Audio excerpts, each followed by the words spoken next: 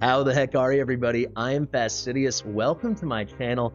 Boy, do we have a collab for you today. You're looking at him on your screen, the fantastic, the godfather of the game, Mabucket, the mob father. He is here. Thank you very much for having me, mate. Pleasure to be here. Looking forward to it. Absolutely, and thank you so much for taking the time. I know you're a busy guy, so it really means a lot. So we're gonna do a pretty cool thing, bit of like an interview, podcasty thing that I really think, I know at least for me, I think will give a lot of insight into you, but also the game, its evolution, where we're at now, what's to come. So the little working title I've got, this is gonna be the past, the present, and the future of Watcher of Realms through the eyes of, I think, the objective, maybe the king of Watcher of Realms, not to make you blush, but I wouldn't go that far. I appreciate the flower, but I wouldn't go that far. Yeah, I can't help myself. Anyway, we have Mabucket here. So I was hoping maybe you could start us off, because it's quite obvious, I think, you're a very patient guy, a very methodical guy, a very thoughtful guy, and it seems to work really well in terms of mechanics with gacha. So I'm assuming, we haven't chatted about this before, you must have some kind of gacha history prior to your time with Watcher of Realms. Yeah, a reasonable amount. Not as much as a lot of people, honestly. I played, I've mentioned it briefly a couple of times, I think, over the long past, but I've played Summoner's War for a couple years, way back, like 8 years ago or something silly. And then I tried to find another game that was fun, that I enjoyed, but it all felt like a copy of Summoner's War. And maybe I'm going to upset a lot of people here, but Raid felt like a copy of Summoner's War to me, because it was like a lot of the similar mechanics, right? Much better graphically, some cooler stuff going on, but the underlying turn-based system, the tower, the dungeons, the raids, all that stuff. So I wanted something a bit different, so I bounced between loads of different games. Might and Magic, Elemental Guardians. There was some Ubisoft game, I can't remember what it was, but yeah, there's a whole bunch, but I never really sat on any one of them for very long. Cool. I mean, guys, let's be honest. Raid is just like a very cute Western fantasy reskin of Summoner's Wars. My history, if anyone's curious, my history is with Raid. Yeah, I played a lot of gachas since then, but yeah, I was just curious. I actually predicted, I was chatting with a friend before this, I was like, I bet you he was on Summoner's War, because that's the truth, right? Summoner's War, that's the core of this whole craziness we've all gotten addicted to. But so basically, now that we have like a baseline, you know, I'm quite curious what drew you specifically to WoR, because clearly you love the game and you've stuck with it for now, I don't know how long you've been playing, but it's certainly more than a year, right? Actually, I think it's in like a couple weeks, a year, I think. How appropriately timed. So pretty close. But yeah, what got me into Watcher of Realms? I think, like I said, I've been bouncing around for a bunch on different games, trying little games for like a couple of weeks, but I think the thing that kills games for me is I like to figure out the mechanics and the nitty gritty. And there's a concept in games that I'm sure you're aware of the the path of least resistance, the meta dominant strategy. You find a dominant strategy that works and you just snowplow through everything until that strategy doesn't work. And I feel like games nowadays, and this is maybe a bit of a too broad of a statement or too broad of a topic. Go for it. But games nowadays are very guide heavy. I remember being a kid and playing World of Warcraft, and we were all just idiots fumbling around in the dark. And it was fun playing games where you had to figure it out for yourself. And Watcher of Realms kind of gave me that vibe again, where they released some new stage and I have no idea what I'm doing and everyone's dying. And I really enjoyed that. So yeah, I think partly it was a new game, but also it just felt fresh. It felt different, and it felt like I had to actually figure stuff out again. Absolutely. How about yourself? Yeah, I was just gonna bounce off you. I think I'm exactly the same. I think there's some part of me, and let's be honest, probably some part of you and some part of anyone watching this, where just, I love the order of these gacha games, where it's like, I have tasks today and I'm gonna build something, and look, I'm gonna make it better, and I will slowly chip away until I'm as good as Mabucket or whatever someone's goal is, right? What I think is so cool with this game is you're also doing something that's somewhat active.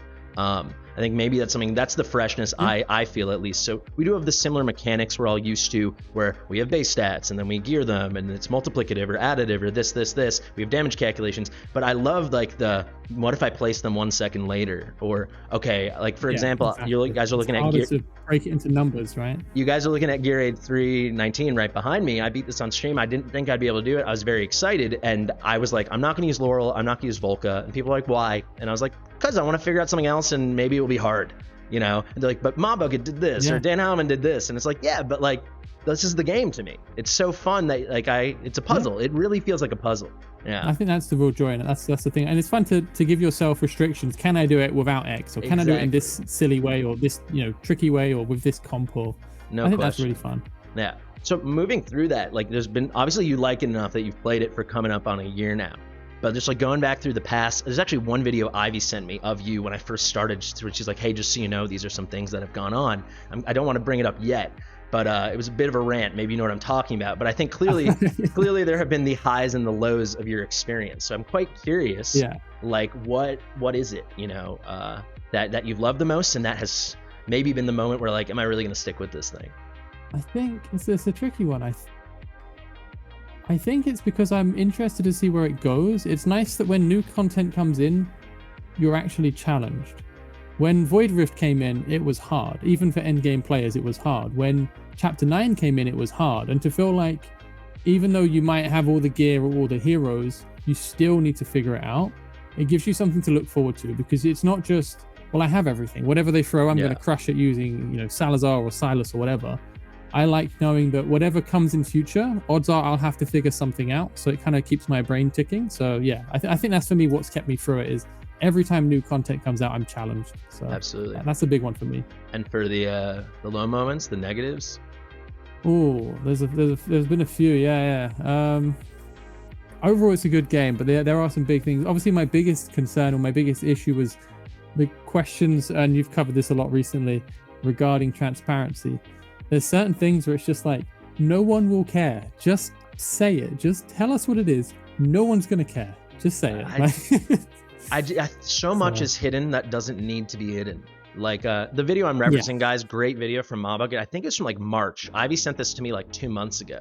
But you were like, it was just like right when they finally, I think, disclosed that the Epic Lords had different rates. Which I cannot imagine how maddening that must have been. You guys know, if anyone following me, you know. I was fighting people on Discord. There's just like me against everyone. I was just they're lying, guys. You want to? I'm like the least conspiracy guy ever, but this had me. And then people on Discord are like, no, dude, small sample size. And I'm like, I don't have to be a stats major to figure out. So then I was like, you know what? I found some stats majors in my Discord server. We have over 500,000 summons counted. Do I wish it was 3 million? Sure. But you just, at some point, a pattern is a pattern, you know? So there's, on this tangent, I did something a while ago. I sat in this is not the best test, but it lines up the same way, right? I sat on a 2x weekend on Forerunner channel 1, and I recorded every single legendary summoned, just a 2x banner, no 10x, and I put it into a sheet, and we had like 300 legendary summoned, right? Not the biggest pool, but you can run a probability calculation to say, if the rate is this, so if the rate is supposedly this, and this is my result, what are the odds that I get this result? Like, how likely is this result? So you can run a probability that you get that outcome. And it was pretty telling. Yeah, guys, so, that's exactly what me and these couple guys I'm working with are doing right now. So we're like 500,000 summons. It worked out pretty perfectly, like 500,000. It's a big number, but like statistically, I think we would want to be like 2 million plus to really be like, hey, 98%, 99% confidence, right? However, we're doing exactly that. Said, fine, if it is even, what are the chances this could happen 500,000 times, you know?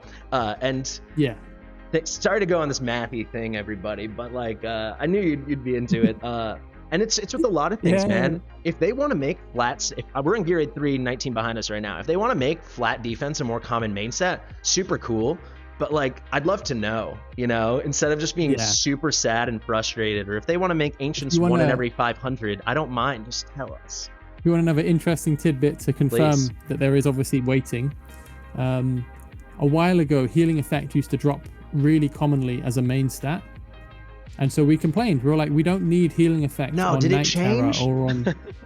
Yeah, they reduced the amount of healing effects that drop as a main. So it's confirmed. Yeah. We know for a fact that, obviously that's an obvious one, but they have adjusted it already, and it was a patch update, so it was announced. The healing effect used to really commonly drop as a main, but it's bricked for anyone who's not a healer. So yeah, not a good main stat for a general pool.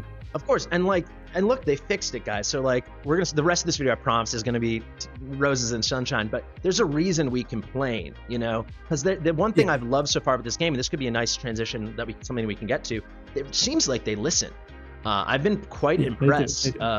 A few of us mentioned the auto enhance thing on the test server. This might have just been a happy coincidence. It was there within a week when I know that a couple of us sent messages. And now it's coming to global, you know? So little things like this, I mean, not to throw Raid under the bus, and Raid had a lot longer to figure this out, and I think this game is quite obviously taking from and learning from Raid, but like, that auto enhance feature, I played for 3.5 years, and it didn't come towards the end of that, you know? Jeez. Well, I guess it's also partly as Raid is kind of the progenitor of the dark fantasy gacha in the West, at least. It's like obviously one of the biggest titles. So I think when they start to do things, it kind of creates urgency for other companies and other competitors to do it as well. But yeah, it's good that we're getting it. They do definitely listen. And any Raid hate guys, at the very least, you should love Raid if you like this game, because so much of this game has been like, Raid did that wrong, how could we fix it? So shout out to RSL. Let's go to the present now. The second chapter of this little series we're gonna do. So I'm kind of defining the present now as, I guess, like the past 2-3 months, like since the game went global. I'm assuming global launch window. I'm assuming global was a crazy thing for you, not just as a player but also as a content creator. Yeah. I was I started I think my first video was practically Halloween, and I made a video a week for like 10 months or so, maybe nine and a bit months. And that was my channel, just one video a week, just random stuff, some guides and some team showcases, sometimes just patch coverage, but like just one a week, and that was it. And I was about 500 subscribers after 9 months, but I was chill. It's like a hobby thing. And then global hit, and then suddenly the game just blew up and everything took off. We have loads of players coming in, the community's growing, we've got, you know, a lot more eyes on the game, and that was quite cool. See, there was actually a period where I was hassling the community managers, like, your game's releasing in like a month and no one knows. Like, where's the marketing? What's going on? Like, all these other games have all these community, you know, content creators coming on board, and there's nothing. But then suddenly they pulled it out of the bag, I guess. Yeah, I mean, I think it's whether it was confidence in product or just dumb luck. I mean, they were onto something pretty good here, because I love the game. For sure. I'm also wondering, in terms of just, is it quite similar to how it was right before global, or did some new things immediately come in, or have you noticed things changing at a different pace? Have you noticed things changing on Forerunner in a different pattern, or? Yeah, that's a good question. Thank you, sir. So it's I think the patches are definitely faster now. The patches were probably monthly or bi-monthly even sometimes on the Forerunner, and they've certainly picked up the cycle of getting things into the game. Towards release, they kind of sped up releasing heroes. So they started to pump out 2 heroes every 2 weeks pretty consistently for the last few months before global. But besides that, there was like a big patch that introduced some extra content. Gear Raid 3 was around Easter, and that introduced an extra couple of faction trials. And there was. Can I interrupt you really quick? With Gear Raid 3, did that also come, all those new sets? Did those all arrive only Easter? Yeah, exactly. Wow. So all of our gear we'd farmed became kind of crap. Yeah, all of a sudden. So that actually, that's quite interesting, because like, I love Gear Raid 2. I think we all do. I think based on watching some of your content, it seems like you do, because it's easier, right? Like, we can do it. Yeah, I love it. There's more strategy focused. Probably was my favorite map I've done so far. But yeah, like, it seems like almost tick for tick every gear set's outclassed. So that's quite interesting to know. So touch of power creep there. Yeah, it's Gear Raid 2 is great for, obviously, supports with Invigoration is unquestionably the best support set, but DPS is obviously king, and we need so many DPS geared and not as many support geared. So Gear Raid 3 kind of takes the prize on that one. Absolutely. I guess the only other thing, and then we can move on to the future, which is something I'm really curious to hear about you from, hear from you about. That's how you speak. You got me. You guys got me. But what I'm trying to wonder is, has there been like any negatives since it went global? Like, do you think they're ignoring some stuff, or has it just been straight only an improvement? Things are just coming out faster, more players are coming in, views going through the roof, things like that. I think how Forerunner was handled was not the best. Yeah. I feel bad for the Forerunner guys. For me personally, I had completed everything I wanted to complete on the Forerunner server. So restarting on global I didn't blink. It didn't bother me at all. It gave me a chance to start the game again, and it gave me a chance to meet more players and to experience the game. But for people who are actually on the Forerunner server, they're kind of just left on a server that's now not that many patches ahead. There's actually not much difference between Forerunner and global. Interesting. So they've kind of been left out in the dark. So I think that wasn't handled very well. Aside from that, I think it's actually pretty good. I mean, obviously everyone has their own take and their own opinion, but for me, playing the game for the last 10 months, they've actually been incredibly generous with the global server, incredibly generous. We have had non-stop bangers of every 10x event since global release. We had Salazar, Zillatu, Deimos, then we had, I mean, Christ, there's Silas and Vienna, then there's Arrogance, there's... You know how hard it is that I joined, I started this account, the one on my channel, like 3 days after Silas and Vienna. Do you know what that feels like? You know, honestly, I was thinking this the other day. I was like, anyone who joins now has missed all of these top tier banners. I joined such a perfectly inconvenient time to be successful as like a free to play account. I joined this 3 days left in Isolda. I joined like just after Silas and Vienna, and I joined right after they stopped giving you guys free gold or whatever that was from Global Launch. Oh yeah, no, that was crazy. 50 million gold was a huge handout at the start as well. Especially at the beginning when you don't really understand the right way to go about leveling. Yeah, it gives you so much ability to make mistakes, right? Absolutely. So great. I'm really curious about the end. I think a lot of people must be. What do you think? What's to come for you? But I think also just what do you see to come for the game? What do you hope is going to come for the game? What do you kind of know might come for the game? So I think what's known is fairly slim, unfortunately. There's a Guild Boss 2 coming at some point early next year, but that's about all we know. Sometime early 2024, there's a GB2, whatever that means. No idea. So unfortunately, I have no juicy information there. Aside from that, it's all speculation. We're all assuming some kind of new gear raid or new sets or something. Yeah. My assumption would be that they'll add more sets at some point because they kind of differentiated between the lower sets, the middle sets, and then the new shiny sets. They've now color-coded them. They never used to be color-coded. It was just all one block of stuff.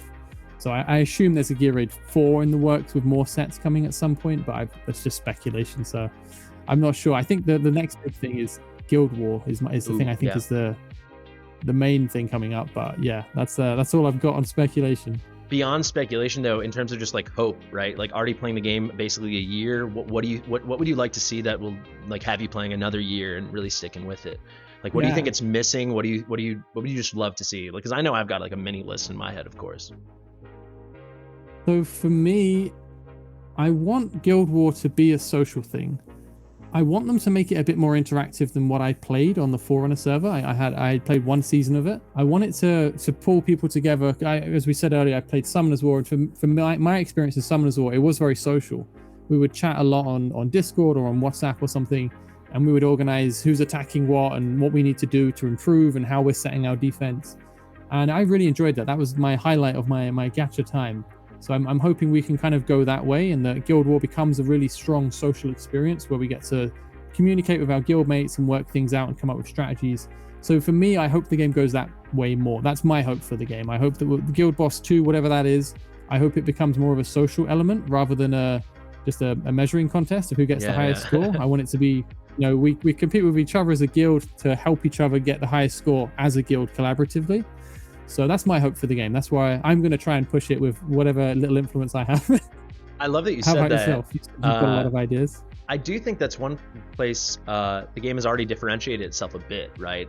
Some other games don't have this thing where like your friend list matters, and the fact that we do have friend supports, other games do have that, but I think that's a nice step. But no question, like, to be honest, I like the guild boss, but like, I don't know the people in my guild. There's a few of them I know because we're on my Discord server together, and that's how I ended up in that guild, right? That's how, but I'd say the vast majority, there's no interaction. So I really like that shout because, yeah, a lot of us play the game because we want to grind the game, but a lot of us, especially the ones that like are in the YouTube comments and watching and this, we want a bit of community, and it's really fun to get that in a gaming experience.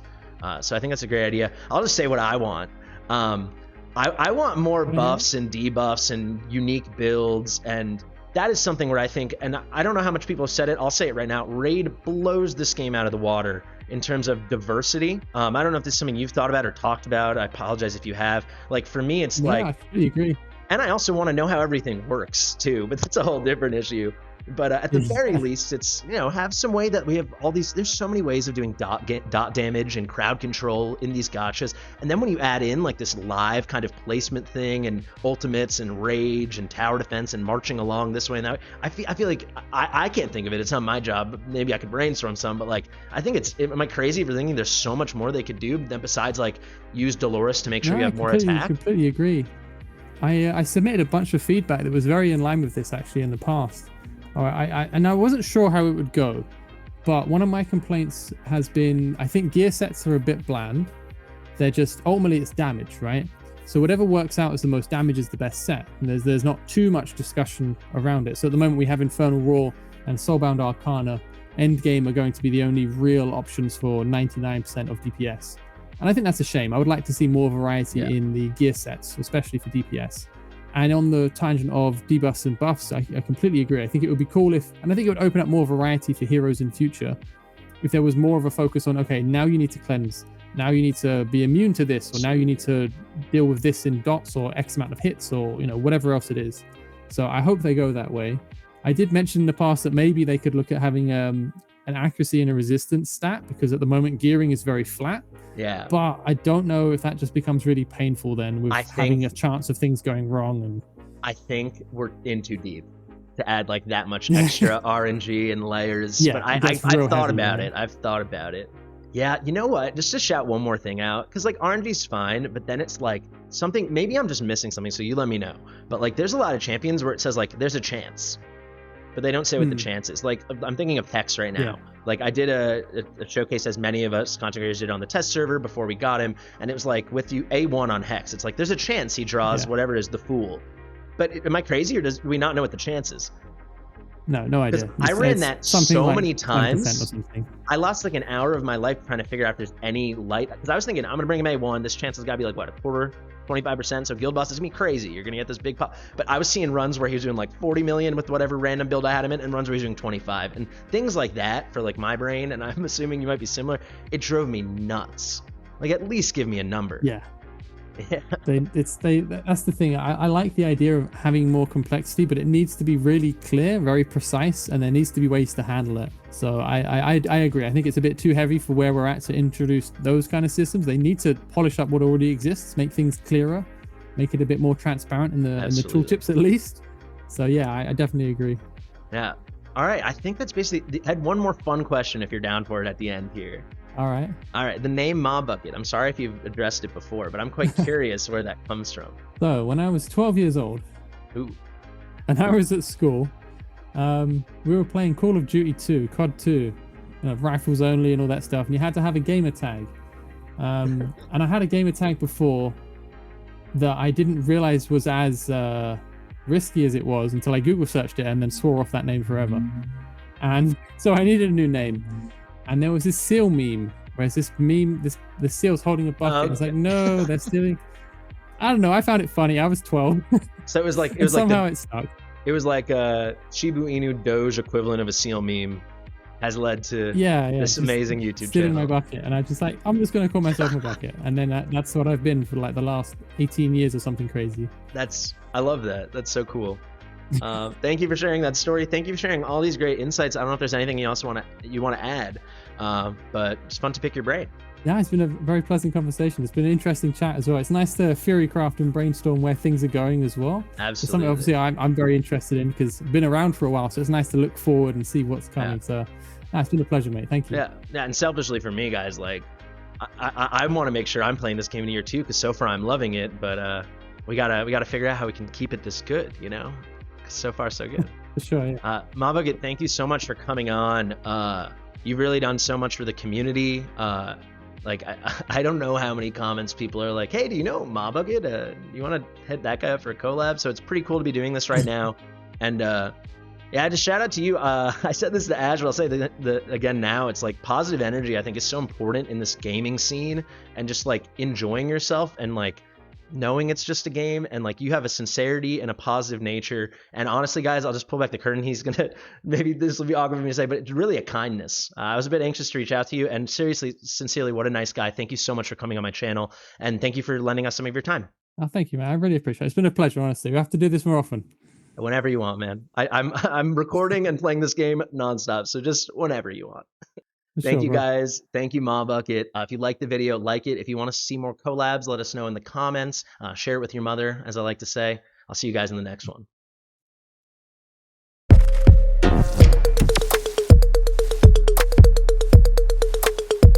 Fastidious.